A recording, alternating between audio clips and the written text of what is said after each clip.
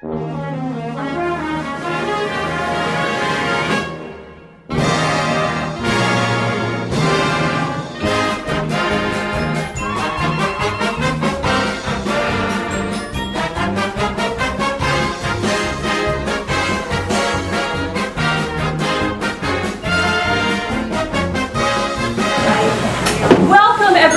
to the 2014 District 52 Fall Conference. Fellow Toastmasters, you are in for a very special treat this afternoon, and thank you for coming early. You are the lucky ones who get to see George's workshop. We have a guest today who has flown in all the way from Taiwan to share with us his thoughts on leadership. Every one of us in Toastmasters is working on our leadership skills. This afternoon, we will have the honor of learning from a man with 14 years of Toastmasters experience and an incredible amount of real-world leadership experience in the business of international trade. Not 14, it's 25. 25 years. Toastmasters, being a nonprofit and a volunteer organization, is an excellent laboratory for leadership development, especially in the servant leadership category. In this afternoon's educational session, George will help us find the leader in each of us through Toastmasters and in our life. He will also share some of the recent developments at Toastmasters International as we evolve in our focus and branding. The title of his workshop today is Do, Be, Have. Find the leader in you. Please help me welcome distinguished Toastmaster, immediate past International Toastmaster President, George Yen.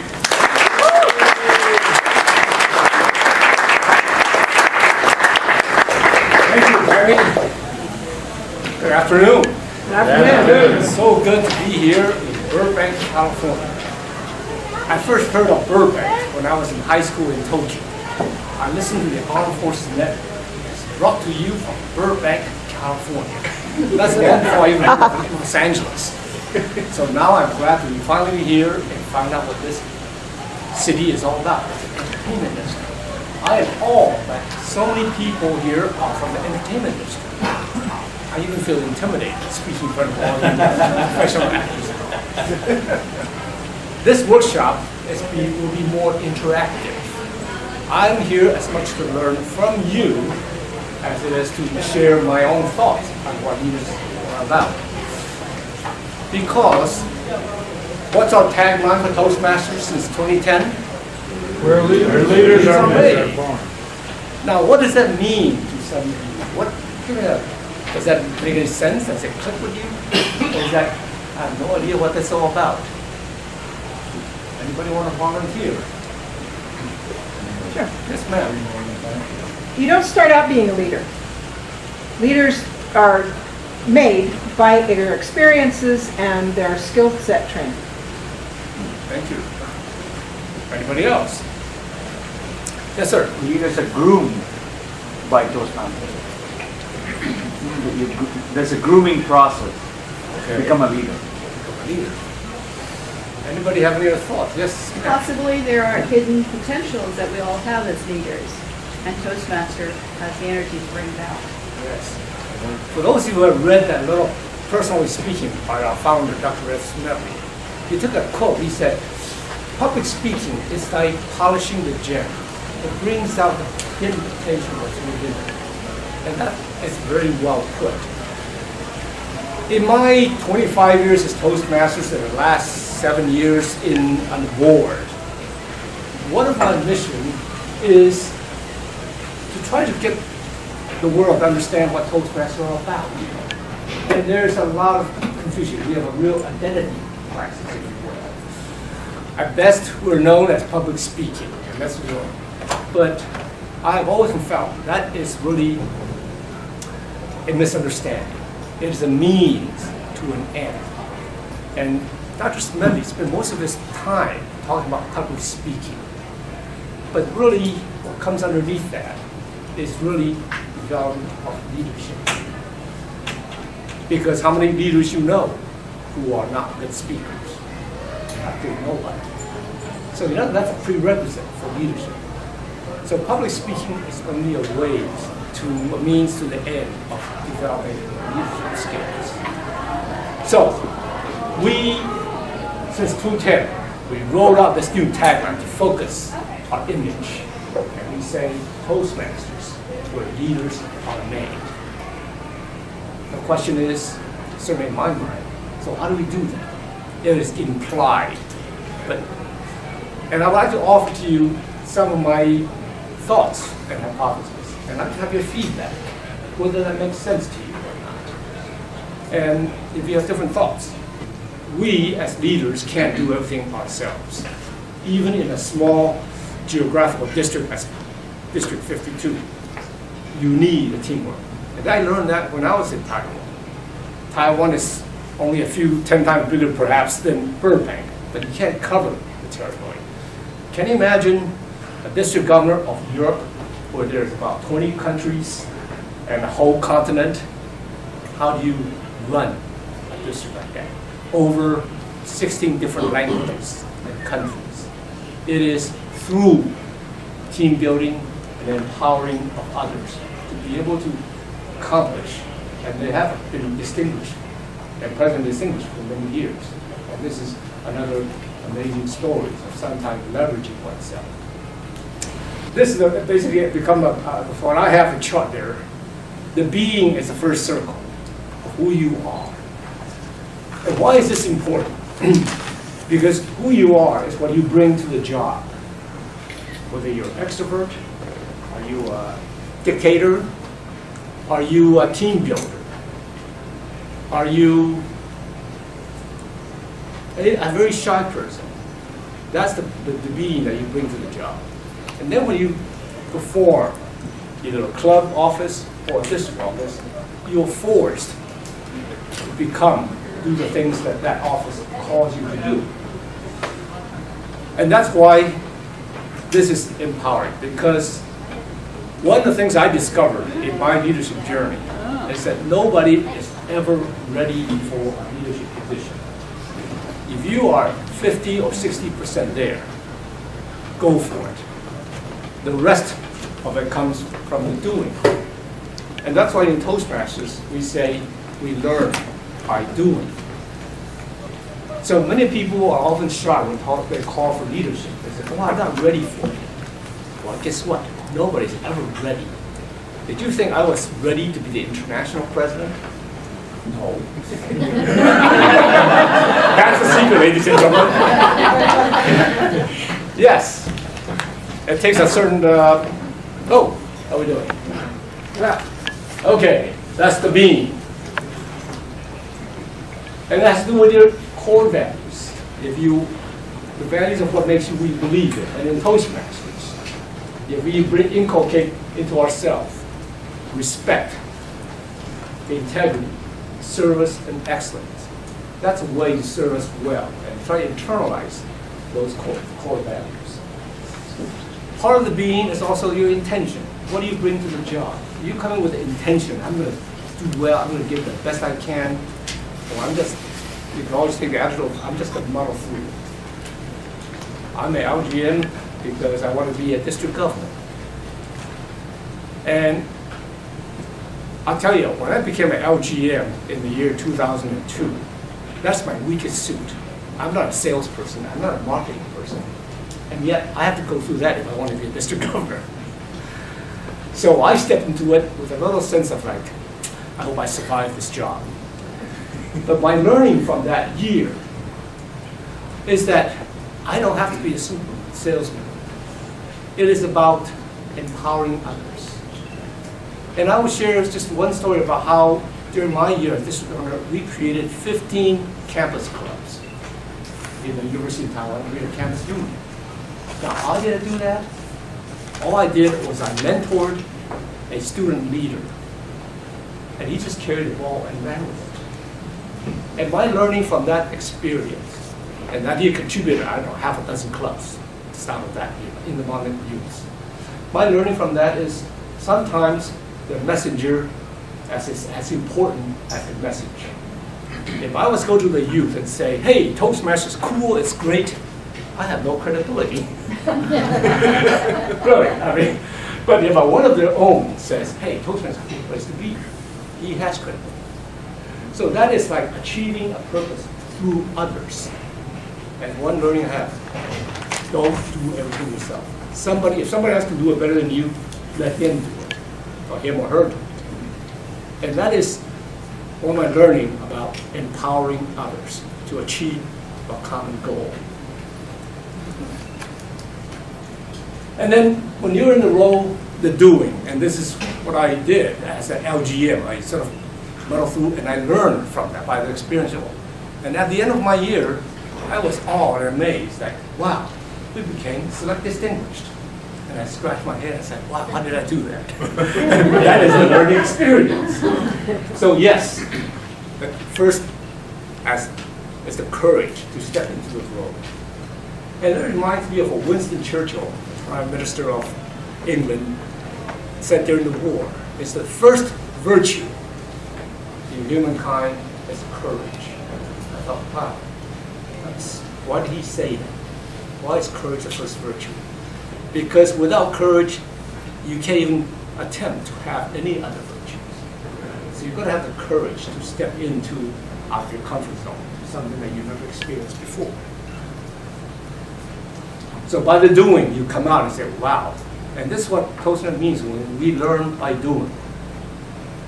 And where it's safe to fail. We do area, division, council meeting, club visits, distinguished club focus, speech contest, and all this eventually accumulates. And you start having all the things you have. You find that, hey, you're a good speaker, and you have confidence, speak with confidence. And you have subscribed, you have internalized the TI mission that becomes part of you, the district visions and goals, the DCPs, and building your team, and knowing your roles and responsibilities. So the having, and how many of you know this process as you're going through your various leadership roles, either in club or district? Are you conscious of all this happening? Or is it sort of, you go through this and then come go, ooh, wow, how did I get here? Anybody want to volunteer some of their personal experience on this? How many officers are here in clubs? Well, that's a majority. How many are district officers? Half. Okay. So, were you shy or hesitant about stepping into leadership roles in your career? Yes, sir. Let's talk about Toastmasters. I was really hesitant being district officer because after Glenn putting me in 7 clubs, I didn't really want to step up to the plate of becoming a district officer. It was when the next leadership, it was Tammy, Lance, and Joe, they actually convinced me. They believed in me, saying they wouldn't ask anybody else to do it unless they're capable of. Now, if somebody like that would believe in me, then obviously it's something I can. That's very good comment, and I appreciate that. How many of you have seen the World Championship winner of Kuala Lumpur, whether on the YouTube or whatever? Not many. I will highly encourage you. That's one of the best speech I've heard, and as a powerful message. He's from Sri Lanka, and the title of it, the message is, "I see something new." And the synopsis is this: the message is, he was a bad boy growing up, and his father gave his hands on that. And then he gave him to a friend of his and said, please see what you can do with this guy. And he was in trouble. And the first thing that boss said to him was that, I see something in you, but I don't know what it is. It didn't make any sense to this young man. And a few years later, another mentor, older man, unsolicited said, I see something in you, but I don't know what it is. That began to get his attention. And then a third person, unrelated, come out and also they say the same thing. I see something in you, but I don't know what it is. And finally, he got serious. And what the message of that is so powerful. Oftentimes, others see us more clearly than we see ourselves. see our potential. So listen when other your mentor asks you to step forward because they see something new that you haven't seen before. And that's why mentoring is such an important part of our Toastmasters program. Not only as a benefit as a mentee, but as a mentor. You also learn in our supportive, positive atmosphere how to see the potential in a young person, perhaps a little shy, a little hesitant, and lacking confidence. It is amazing how that helps. I'll just share a little story. When I was running for second vice president, there were about, 5 candidates. And I feel, at least I should get nominated. To my surprise, I did not get nominated. I said, okay, I must have called it quits. I guess I'm not good enough. And then my mentor, a past international president, he said one thing that shifted my destiny. He said, George, this is more than about yourself. Wow, that got my attention. In other words, if it's just about me, yeah, it's not about my ego. But he saw something in me that makes me think deeper about what this is about. Well, I took his support. I went for it as a floor candidate. And to my surprise, after 2 rounds in a record hour and a half, I won by a landslide. One of the, perhaps a personal experience that sometimes, until you take that risk, until you're willing to challenge, you never really know where you can be. And certainly, I would not be here in Burbank. So this is the power of Toastmasters that really is part of my 25-year journey, and I will talk about it in my keynote speech later about my personal story. And in that, out of this, and this is an ongoing, you start from the being and the having, being, the doing, and the having, and then you go back again. You move up eventually to district government, and you go through the process again. Can you imagine if you go through Toastmasters evening, club president, all the way to district government? How many cycles of this go? It becomes part of you. Very unconscious. And that is the magic, the alchemy that Toastmaster in this simple formula public speech. And come that being, we learn servant leadership. And this is one of my takeaways, is that we Toastmasters join as takers, come to get as much as we can, and that's okay. But then after about 5 or 7 years, I learned the big paradox of Toastmasters, and that is the more you give, the more you get. And that is when the tradition comes. I went from a taker to a giver, and in the process, a lifer. And this is perhaps the paradox that oftentimes why 40% of our membership don't get. Eventually, if you're a taker, your cup runneth over, and you move on. And this is where my Toastmaster journey, and one of my favorite workshop that I where it's called Peeling the Toastmaster Onion. And that is the journey. I come in, I got what I want, and I'm ready to move on to bigger and better things. And then I feel, ooh, there's another layer to it. So I hang around a few more years, and then, ooh, there's another layer to it. And it goes on and on. This Toastmaster onion has no end to it. Toastmasters, like beauty, is really in the eyes of the beholder. And what is it that you are seeing or not seeing? So after going through this couple times, that is a sweet spot we call success. Be, do, have. That is in a simple picture. Boils down to what Toastmaster journey is all about. And this be, to, have is a lifelong journey. Because you never stop learning. You never stop growing. And Toastmaster is about personal growth. And that's why I said to the Los Angeles Unified School District, we can be a partner, because they give you the education over the 12th grade, and Toastmasters take it from there. into adult education.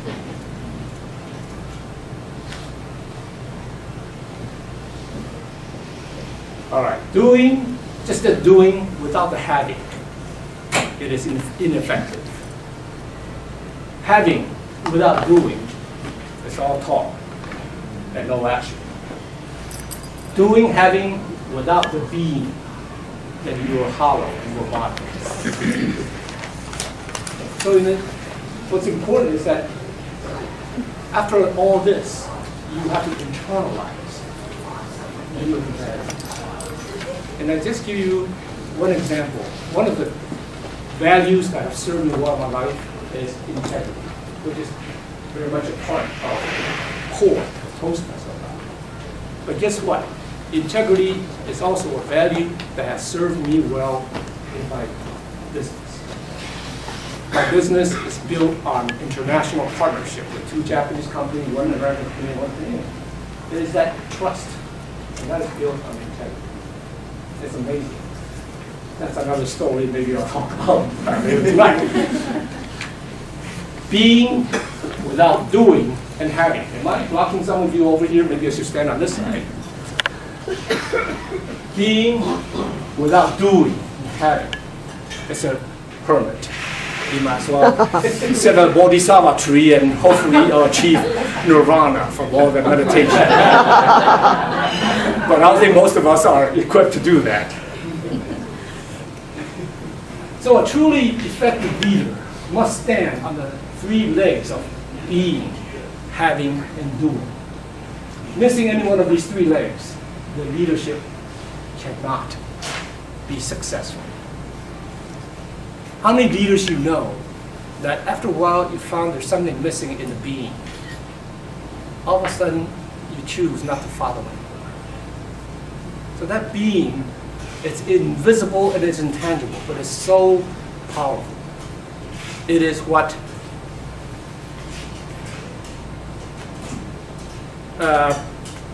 it's at the foundation of leadership. Some of you may have read my viewpoint in the past issue, where I talk about the 3 C's of leadership in Toastmasters. The first C is communication, and that's what we start out with. But communication is primarily just on the mental part, it's the cerebral part. To be really effective, you got to go to connect, which you are connecting to the person's heart.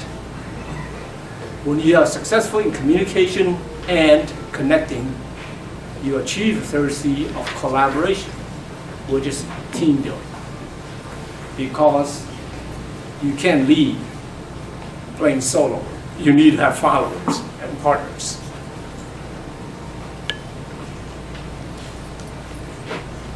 And this is come out with what comes to from me to we. It's just turning that first letter upside down. But there is a tremendous power in it. In my 7 years being on the board, I have the privilege of seeing our global organization, 90-some districts, and be able to visit many of them. And I find a common denominator. How well the district team work together is a good predictor of success. If they are backbiting, fighting, this district is not going to achieve it. And this is so important. How to build team, how to establish that relationship is, I think, it's perhaps one single message for those who are to lead. Whether you're a club officer or a division governor or what have you, you can't do it yourself. And there you are, ladies and gentlemen. I'm still on Taiwan time. How's the local time here? Anybody can show me what's the time now? 4:30. Oh, okay. All right. I'll open up myself for some interaction. Does this making any sense to what I'm talking about? Yes. What is your applause for that speech?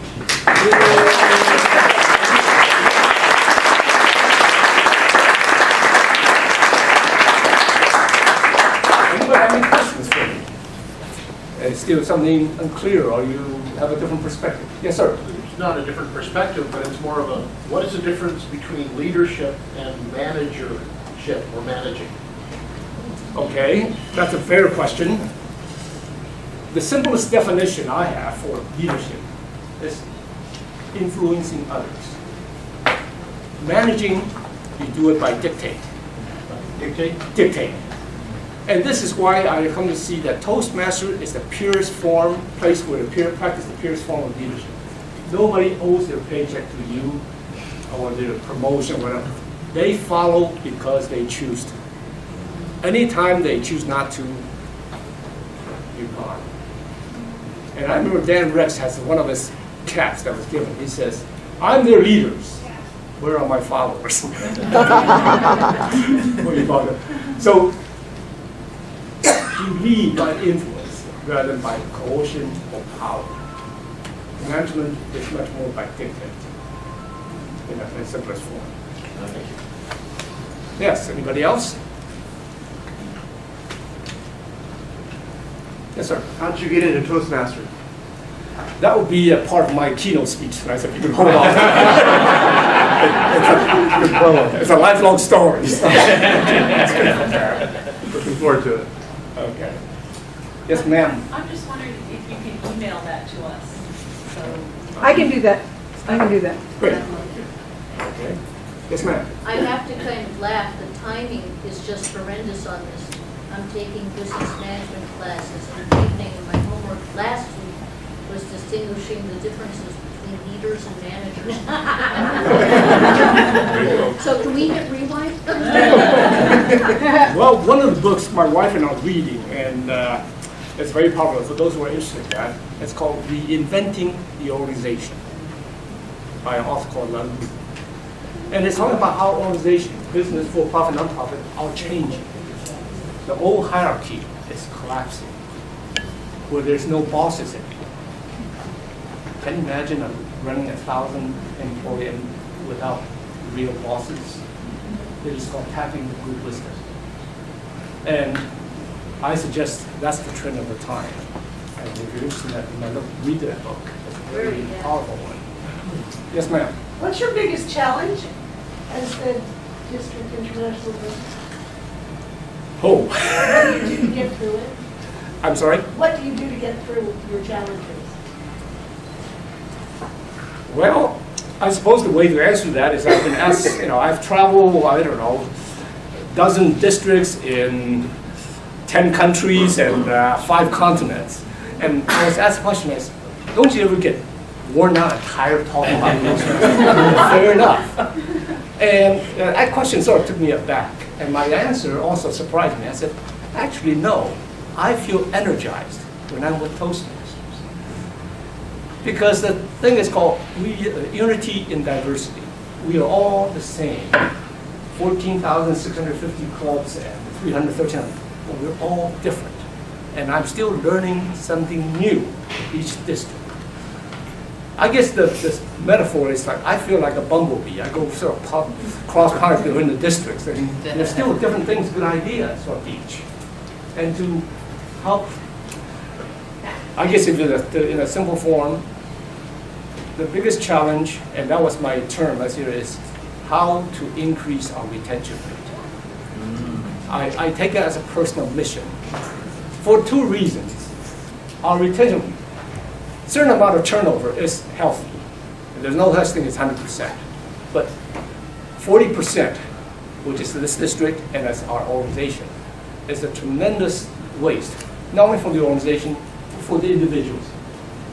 Because most of our members leave before they finish their CC, where I submit, where the real learning begins. It's like quitting school at 6th grade. You're just beginning to learn the heart of it. And that's a loss from all the efforts, the volunteers that go into it. And for the individual themselves, that's unfortunate. Because many of you, or maybe some of our presidents have used the term, Toastmasters changes lives one at a time. Give your life a chance. And it's my goal, my biggest challenge. And this is why the passion behind my working ambassador is to see if I can make a difference in raising our retention rate. And I'm happy to say last year we had a record year. Our membership growth is like 17%. I don't know whether it's out of new membership or out of simply retention. If we can increase our retention, let's say in this district by 5% from 60 to 65, what will it do to your membership base? And how much leaders will be created? That, in a nutshell, is my biggest challenge. There's a question. Yes, ma'am. Will Toastmasters International ever recognize the accomplishments at the club level on the DCP that are not award-based? My question is based on the fact that so many clubs are pushing for points for awards, and yet there's so much that goes on at the club level that's never measured. I'm wondering if there was any way, if there was any plans for Toastmasters International to bring the club accomplishments to the DCP. Yes, that's a very good question, and the answer, I'm happy to say, definitely yes. One of the things that I've learned in my years is that, to my amazement, we're all grown and mature adults, and yet we need the recognition and the acknowledgement for your work. And that's why recognition is an important part of our Toastmasters program. A good example is club coaches. We don't get any credit for it. That's a labor of love. Now, why shouldn't they be recognized for that? Because coaching is coming more and more into fashion. Coaching individuals, club coaching. It is another form of the new leadership. Influence, exerting your influence to others by coaching and shifting it in the direction of God. Yes, sir. I'm the 7-club offender that Lawrence had mentioned before. A broad stroke question here. We had a lot of outside resources that got us into Toastmasters. So I'd like to know how Toastmasters has influenced you on the outside, personal and professional development. How has Toastmasters influenced me professionally and so forth? Improved your skills, developed you. Okay, that's a very good question. The way I would describe it is my personal life, meaning my professional life as well, and Toastmasters, there's a constant interplay between the two. What I learned in Toastmasters, I practice it in my business life. And take it likewise back to Toastmasters. And that creates a certain wonderful synergy, if you will. Give you an example. Being on the board, I've learned so much because that is how a board ought to be conducted in the most transparent and the more effective way. That is something I learned tremendously in handling my own boards, which tend to be not run necessarily in the most efficient way. So parliamentary procedures open my eyes to what parliamentary procedure is so important.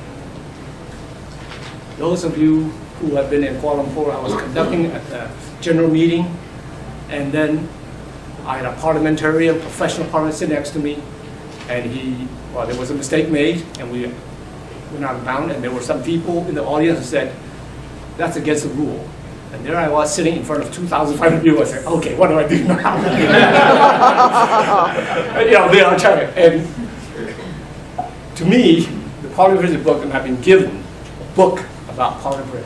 It's the kind of book that will put you to sleep in 3 minutes. But that's where I learned the importance. Most of the time, if you don't need it, that's great. But when you need it, my God, thank goodness there is something like that to handle those crises. And fortunately, not only did I survive, but I come out smelling like roses because I was able to respect the audience rather than say, but that's what my parliamentarians say. In that critical moment, am I going to go this way or that way? And that could be my year as international. I can come out smelling like roses or stink like, anyway. Can you imagine that? And that whole year's hard work could be made on that one moment. Does somebody else have a question? Yes, sir. Yes. Hi. Good afternoon. I'm Rafael Lopes with City National Bank. We have 5 corporate clubs that we support. Diversity is a very important topic in our company, Can you talk to your experience around what strategies or what differences you see with cultures around the world in terms of reaching out to them and in terms of recruiting efforts in different cultures around the world? What sort of differences do you see with different approaches do you see? Particularly interested in what you have to say about Asia. Okay, let me answer that quite by saying our organization in North America grew an average of 2% per year. Slightly lower. Outside of North America, we grow at about 7+%. And that's our fastest growing. Now, part of the reason for that, and by the way, at this rate, more than half, or about half of our organization is going to be outside of North America. And particularly English as a second language. And I must say, one of the things that is driving our growth overseas is the desire to learn the international language of English. Because they recognize that to be successful professionally, they must have English. So English is a tremendous pool. In China, it grew very rapidly, and now it's 2 districts. The district governor there a few years ago had to turn away members, saying, we're not an English cram school. We don't have enough experienced Toastmasters. We were supported. They had to put a break on. So that diversity is growing rapidly internationally. But one of my discoveries traveling in North America, Vancouver, Washington, Tacoma, and New Mexico, is how this country has become so racially and ethnically diverse, more than when I lived in the United States 25 years ago. I went to the headquarters of Microsoft. To my amazement, it's like United Nations. Brains have no boundaries. And that's the message. Even here, the Los Angeles school system, they're a lot very international. So we are in a borderless world, and a time where we want to tap in what everybody has on their hand. And how to deal with that, I guess it goes down to a host of series of challenges. So I will go into that, and we can talk about that later. Yes, sir. I wanted to know, based on what you were saying about English being the main language and all over, we have some members in our club that have English as a second language, and one of them even came to me and said, I'm joining Toastmasters so I can improve my English skills.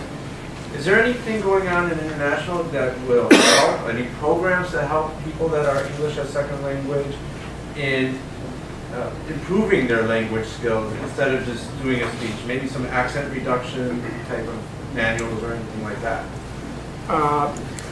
Not officially from TI standpoint, but I would say like in District 67 in Taiwan, we have 4 languages or 5 languages outside of English. We have Mandarin, we have Taiwanese club, we have Japanese speaking club, we have Hakka, which is very esoteric, right? And a host of bilinguals. Now this bilingual is an interesting development. For those who are not that comfortable with English, they have a second language to fall back on, stretch their comfort zone. So we found that's a formula that works. Interesting enough, many of our members in the bilingual club, which I belong to, are foreigners. They want to learn Chinese.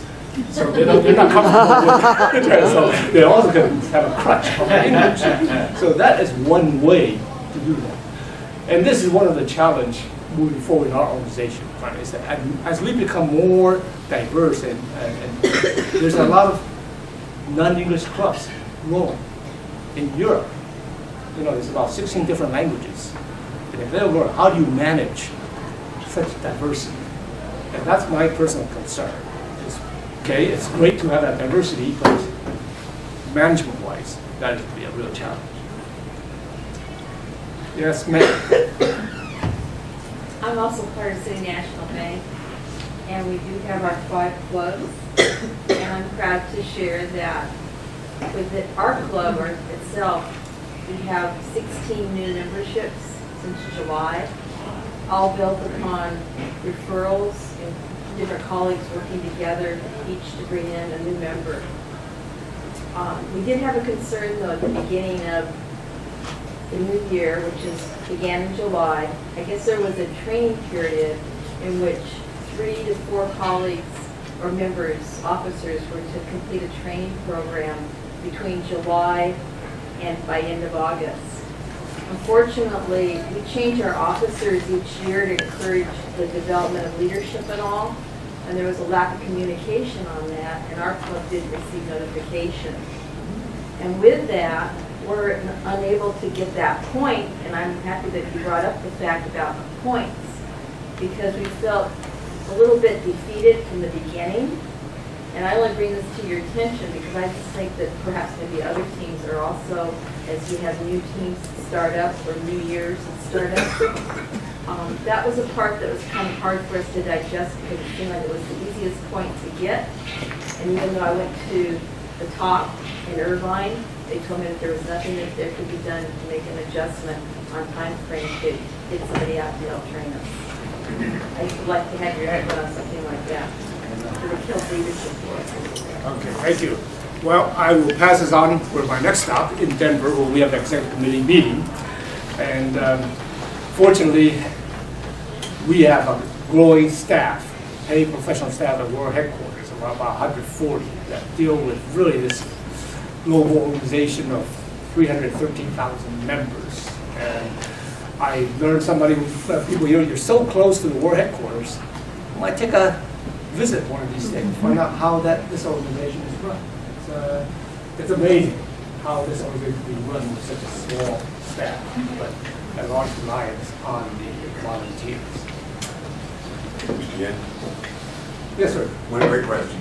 Yeah. I'm Don Lawrence. I'm with Business Speakers. At our meeting, we often discuss the difference between help and betrayal and the difficulty in labeling for sure which it is. Well, I just have one question. The person that asked you, don't you ever get tired of talking about Toastmasters? Can you keep yourself at least 1,000 miles away from him? Specific individuals? Yes, anyone who asks that question. Oh, yes, there is. Good. You've heard of mental distance? Well, I'll give you an example. Tokyo, have you ever been on a Tokyo subway? You pack them in like sardines. You could be body to body and still be in a Zen state of a different world.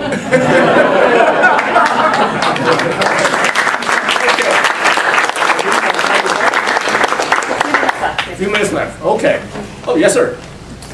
Ms. Jen, we have in the room, we have an overflow crowd, and many of these people are current, past, or present leaders. And many times we face the challenge of cynicism in our culture. I know some cultures, especially in Southeast Asia, when someone recommends something to you, you can't wait to do it. In this country, when someone recommends something to you, they want to know what's in it for you, what's in it, they don't even ask what's in it for me. They're suspicious from the beginning. How do you get past that? Especially in the realm of being, doing, having? I'll come back to my 3 C's. How well we communicate. And whether we go from there, the first C, to the second C, whether you're connecting with the person or not. And that connection is that trust part. And that's something that's so intangible, but yet so powerful. And it's an art. I'm not sure there's a way you can say, how do you develop that? But one thing I would say is be self-aware. How are you coming across to the other person? Oftentimes we are so unaware. This is one thing I discovered. And I must say, in this culture, we are it's built on individualism. I am what I am, and if it feels good, do it kind of thing. There's a shortage of sensitivity to how it's coming across the other person. And this comes to our big L words in Toastmasters. Listening, we would just submit, is an important part of communication. How well you listen, and it depends on how well you will connect. I will share something with you that I think might illustrate that. When I was campaigning for the office, I made about 500 calls to all of the district leadership around the world. And one good indication of how well I'm connecting with them, if I can talk to them for 20 minutes or more, and some as much as 1 hour, is that I've connected with a person successfully. The punchline here is that after I hung up, before we hung up, they would say, George, I really enjoyed talking to you. And then we hung up, and I said, he did all the talking, all I did was listen to him. That's my secret of winning. It's like power. Listen, not because I can say such wonderful words that persuade a person, or in advance, for them to believe what I have to say. I was a candidate. They have to be skeptical. That's part of the territory. But somehow, this is one of my learning in my Toastmaster journey, is the power of listening. Sometimes that silence can speak louder than all the words that you can. Absolutely. Thank you. Yay!